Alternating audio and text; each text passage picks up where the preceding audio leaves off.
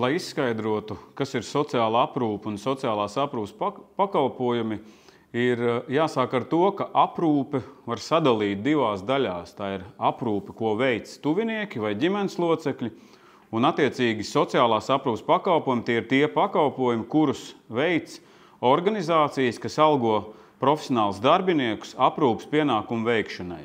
Parasti sociālās aprūpes pakalpojumus sāk meklēt vai arī pieprasīt tad, ja ģimenes locekļi vai tuvinieki nodarbinātības, veselības stāvokļa vai vecuma dēļ paši nespēja aprūpēt savu tuvinieku ar aprūpes vajadzībām. Un šādas situācijas visbiežāk notiek tad, ja cilvēks invaliditātes vai vecuma dēļ kļūst fiziski nevarīgāks. Tātad mēs varam rezumēt, ka sociālā aprūpe ir profesionāli organizēts pakalpojums, ko sniedz cilvēkiem, kuri objektīvu apstākļu dēļ paši nespēja sevi aprūpēt, kā arī tuvinieki kaut kādu aprūpes minimumu vairs nespēja nodrošināt. Un šādos gadījumos tad arī iestājās pašvaldības pienākums nodrošināt sociālās aprūpes pakalpojumu. Tātad var teikt, ka citi līdzcilvēki ar pašvaldības starpniecību, ar sociālos aprūpes pakalpojumu starpniecību piedalās konkrētā vecā vai ar veselības grūtībās nonākošā cilvēka aprūpē. Situācijas, kurās būtu jādomā par to, vai ir nepieciešams kāds no sociālajiem pakalpojumiem, visdrīzāk ir raksturīgas ar to, ka pats problēmas skartais vai viņa līdzcilvēki, vienkārši sakot, netiek ar kaut ko galā. Un tas var izpausties dažādā veidā. Vislabāk atpazīstamas ir tās situācijas, kad cilvēks vai viņa tuvinieks fizisko spēju dēļ, tātad fizisko spēju pasliktināšanās dēļ ar kaut ko netiek galā. Un tad visbiežāk ir jāmeklē atbilstoši sociālās aprūpes pakalpojumu veids. Piemēram, aprūpe mājās, ir arī dienas aprūpes centri, piemēram, personām ar demenci, vai arī, ja aprūpes vajadzība apmērs ir ļoti liels, tad visatbilstošākais risinājums ir tautā sauktais pansionāts, jeb ilgstošā sociālā aprūpe institūcijā, kas mūsdienās vairs nav tie klasiskie, var teikt, nav tikai klasiskie slimnīcas tipa pansionāti, bet arvien vairāk popularitāti iegūst ģimeniskā tipa, vai vēl viņu sauc arī par ģimeniskai videi pietuvināto pakalpojumu, kas ir veidoti mazajai grupai, tā lai šie arī fiziskā vide un apkalpošana līdzinās tam, kā tas varētu notikt mājās. Bet ja mēs runājam, piemēram, par citām, jau varētu teikt, problemātiskām situācijām, kad, piemēram, atkarības, vardarbība vai arī ģimenes strīdi un konflikti vai, piemēram, kāda ģimenes locekļa, nereti jauniešu vai bērnu uzvedība sāk arī liecināt par to, ka kaut kas nav kārtībā, cilvēka nespēju iekļauties sabiedrībā, izpildīt sabiedrības ekspektācijas, teiksim, ievērot tipiskos uzvedības modeļu, kādi ir pieņemti sabiedrībā, tad mēs runājam par to, ka varētu būt nepieciešami sociālās rehabilitācijas pakalpojumi. Un te ir jāpiezīmē, ka sociālais pakalpojums vispār, ja mēs tā kopumā viņu definējam, ir aktivitāšu kopums, kas ir orientēts uz noteikta veida pamatproblēmas risināšanu. Un šī problēma var būt vai nu fizisks nespēks, un tātad aprūpes vajadzību pieaugums, varbūt atkarība, bezpajumniecība, uzvedības traucējumi un tā tālāk, ja tie iet kombinācijā ar teiksim, neatbilstības sabiedrības ekspektācijām. Lai varētu pretendēt uz sociālās aprūpes vai sociālās rehabilitācijas pakalpojumiem, Latvijā noteiktā kārtība ir tāda, ka personai ir jāvēršās pašvaldības sociālajā dienestā, un sociālā dienesta attiecīgais darbinieks veiks tā saucamo personas vajadzību pēc noteikta sociālā pakalpojuma veida izvērtēšanu. Latvijā šobrīd attiecībā uz sociālo aprūpi ir noteikta vienota metodoloģija visā valstī, kā tiek izvērtēta cilvēku vajadzības pēc sociālās aprūpes un attiecīgi noteikts atbilstošākais sociālās aprūpes pakalpojuma veids. Savukārt sociālās rehabilitācijas gadījumā ir ļoti svarīgs tātad identificēt, kas ir nevēlamo apstākļu pamatproblēma. Un arī tas reizēm ir svarīgi, arī vai konkrētais cilvēks pieder pie to pakalpojumu mērķa grupas, kuri pašvaldībā ir pieejami. Nu, piemēram, vai varētu būt risinājumi, kas tikai orientēti uz nepilngadīgiem, piemēram, jauniešiem ar uzvedības traucējumiem. Varētu būt risinājumi, kas uz abām mērķa grupām, bet tad ir svarīgi, vai, piemēram, sociālās rehabilitācijas programma bērniem, kuri ir atkarīgi no psihoaktīvām vielām, vai arī pilngadīgiem, kuri ir atkarīgi no psihoaktīvām vielām. Tātad šajā gadījumā katrai mērķa grupai būs cits sociālās rehabilitācijas pakalpojumu veids, bet uzreiz var teikt, ka iedzīvotājiem par šo visu nav jāuztraucās, jo sociālajā dienestā strādā darbinieki, kuri ir informēti un kuri pārzina sociālo pakalpojumu sistēmu un arī izskaidros, kādi vispār ir pieejamie pakalpojumu veidi attiecīgajā pašvaldībā.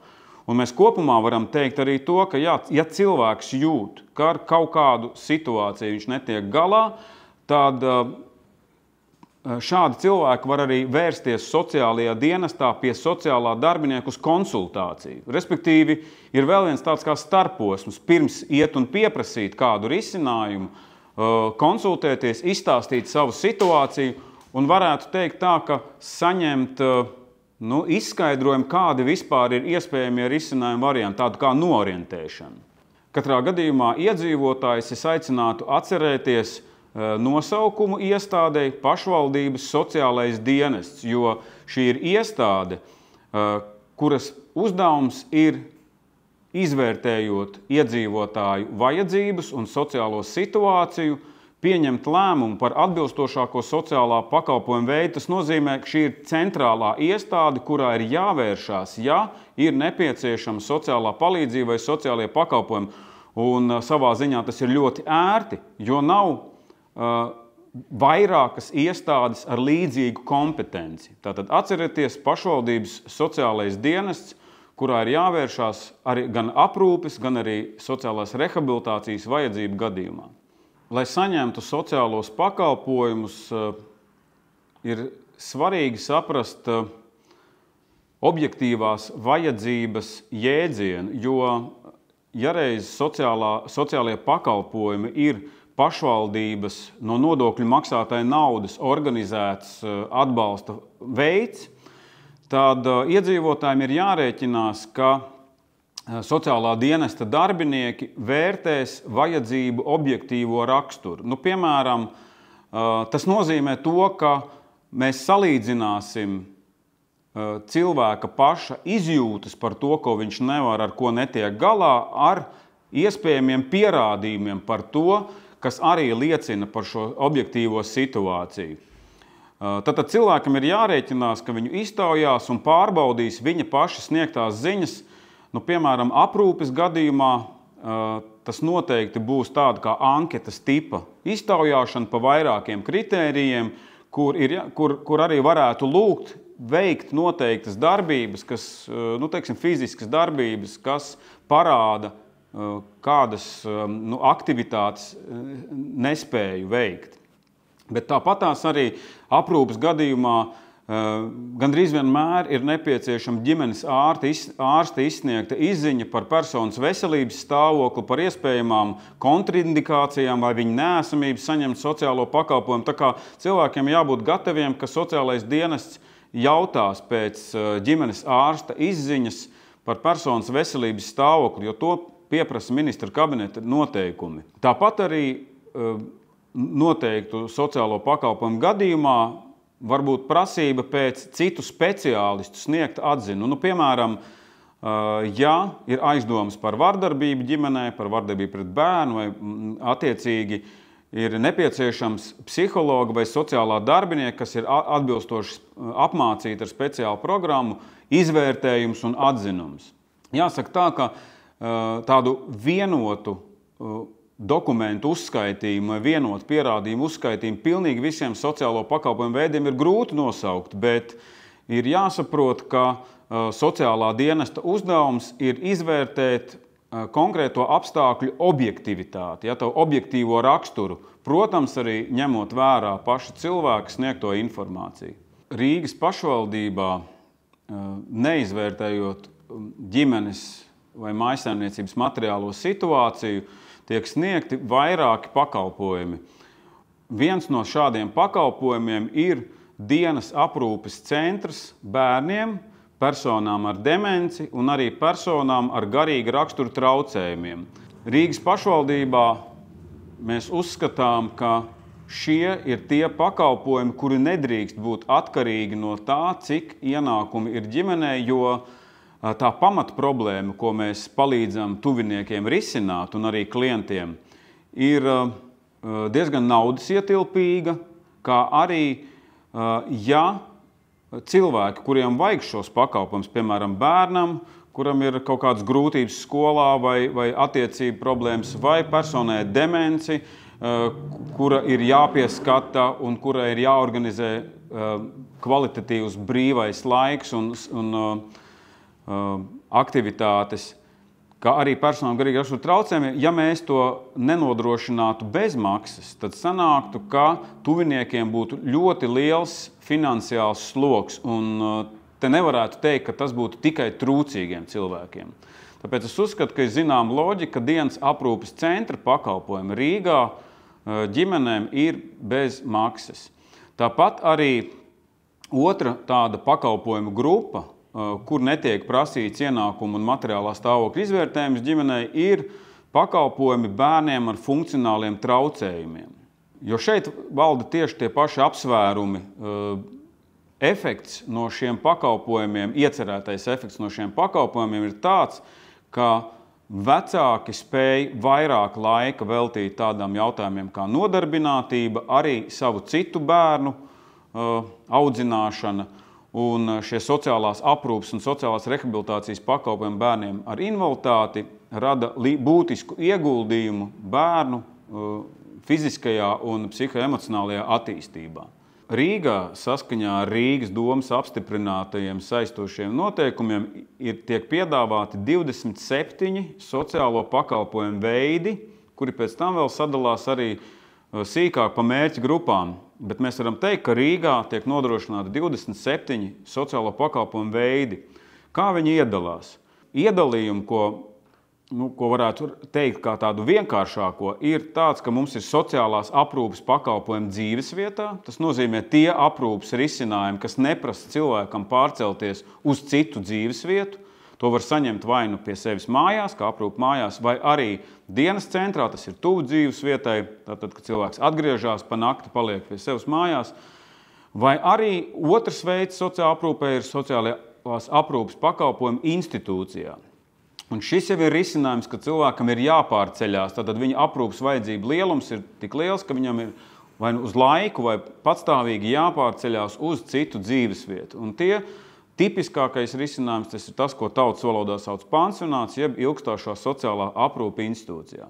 Arī sociālās rehabilitācijas pakalpojumus mēs varam iedalīt divās grupās. Tie ir sociālās rehabilitācijas pakalpojumi dzīvesvietā, kurus cilvēks var saņemt, ejot pie sociālā pakalpojuma sniedzēju un attiecīgi nemainot savu dzīvesvietu, kā arī sociālās rehabilitācijas pakalpojumi institūcijā.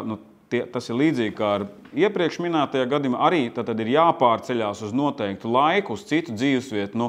Tipiskākais šāds sociālās rehabilitācijas pakalpojums institūcijā ir sociālās rehabilitācijas centrs. Rīga nodrošina sociālās rehabilitācijas centra pakalpojumu personām pēc ieslodzījuma vai personām, kuras ir ar bezpajumtniecības pieredzi un ir izteikuši vēlēšanās tātad atgriezties sabiedrībā un uzlabot savus sociālās funkcionēšanas prasmes. Savukārt sociālās rehabilitācijas pakalpojumi dzīvesvietā, tipiskākie piemēri varētu būt tādi kā specializētās darbnīcas, tāpat arī krīzes tālruņa pakalpojums, kur var saņemt konsultāciju krīzes situācijā, kā arī dažāda veida sociālās rehabilitācijas programmas, kas tiek sastādītas atbilstoši konkrētās personas individuālām vajadzībām. Mēs varētu teikt, šāds varētu būt klasifikācija sociālajiem pakalpojumiem Rīgā. Plašāk par Rīgā pieejamiem sociālajiem pakalpojumu veidiem, kā arī par mērķi grupām, kuriem ir veidoti attiecīgie sociālo pakalpojumi, jūs varat iepazīties Rīgas domes labklājības departamenta mājaslapā ld.riga.lv, kur arī ir publicēts mūsu bezmaksas informatīvais tālrunis, kur cilvēki var zvanīt, par šo zvanu nemaksājot, un interesēties par jebkuru jautājumu, kas ir saistīts ar sociālo palīdzību vai sociāliem pakalpojumiem Rīgas pilsētā. Šis tālrunis ir 8000 5055. Dienas aprūpes centra būtība ir profesionāļu organizēts laiks, ko persona ar aprūpes vajadzībām pavada dienas aprūpes centrā. Jo galvenais fokus šeit ir uz to, lai cilvēki, kuriem ir aprūpes un uzraudzības vajadzības, lietderīgi un interesanti pavadītu savu dienas laiku, jo mums ir jāņem vērā, ka šie centri parasti ir paredzēti cilvēkiem, kuriem ir apgrūtināta vai arī neiespējama iekļaušanās nodarbinātībā. Jo svarīgākais ir tas, lai šie cilvēki jūtās vajadzīgi, nodarbināti, aktīvi, jo tam ir dažāda veida efekts. Jo cilvēki satiekās, viņiem ir savstarpēja komunikācija, tā tad ir šis socializācijas moments.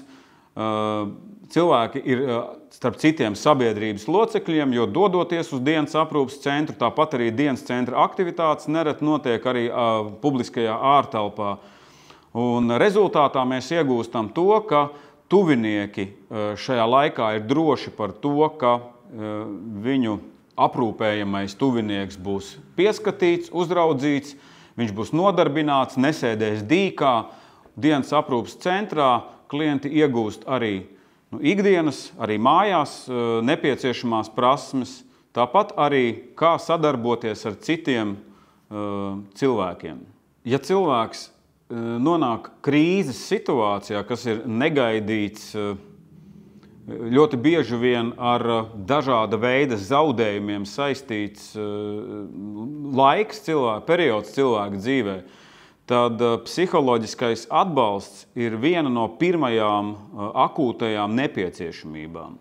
Tas ir krīzes situācija un psiholoģiskais atbalsts ir tāds kā divas savstarpēji saistītas lietas, tāpēc arī Rīgā šīm vajadzībām ir vairāki risinājumi. Pirmais ir tas visvieglāk pieejamais ir krīzes tālrunis, jo cilvēkam, ja ir kāds negaidīts notikums, ja ir kāds pēkšņs zaudējums vai pēkšņs satricinājums, pirmā reakcija ir stress. Pirmā reakcija ir, teiksim, ka tiek kairināti, tas kairinājums skar faktiski emocionālo dimensiju.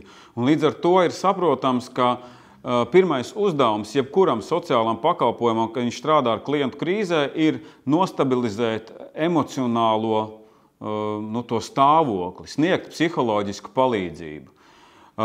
Jo galējā stāvoklī, ja patiešām cilvēki tiek negaidīti zaudēt dzīvesvietu vai vardarbības gadījumā iet prom no varmāks un tam līdzīgi, risinājums ir krīzes centrs.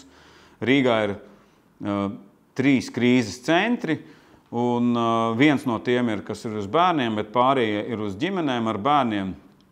Tad pirmais uzdevums krīzes centrā ir stabilizēt situāciju, nevis meklēt iemeslus, kāpēc kaut kas ir noticis, bet faktiski radīt drošības sajūtu un arī ļaut cilvēkam saprast, kā un kāpēc viņš jūtās šajos jaunajos apstākļos, jo reizēm mūsu reakcijas var būt, teiksim tā, spontānas un ko vēlāk cilvēks var nožēlot. Un tieši tāpēc arī krīzes tālrunis nodrošina šo pirmo palīdzību, kad cilvēks savā stresa situācijā var piezvanīt un viņu uzklausīt speciāli sagatavots cilvēks, parasti tie ir psihologi vai psihoterapeiti, kuri attiecīgi spēs kopā ar zvanītāju saskatīt šīs situācijas, gan subjektīvo, gan objektīvo pusi, un arī ieteikt, kā šo psiholoģisko stāvokli stabilizēt. Tāda ir psiholoģiskās palīdzības krīzes situācijā tas primārais uzdevums. Un pēc tam jau, ja šī situācija stabilizēsies, tad jau var domāt tālāk par risinājumiem, kas ir tādi pragmātiski un arī, taustāmi. Ja. Rīgā psiholoģisko palīdzību un konsultēšanu krīzes situācijās nodrošina krīzes centrs Skalbis. Noslēgumā es visus šī video skatītājus varu aicināt nebūt vienaldzīgiem. Ja jūs redzat kādu savu līdzcilvēku, tuvinieku, kuram ir nepieciešamība pēc sociālajiem pakalpojumiem, iedrošināt viņus vērsties pašvaldības sociālajā dienestā, izzināt savas vajadzības un tiesības un arī izmantot sociālos pakalpojumus.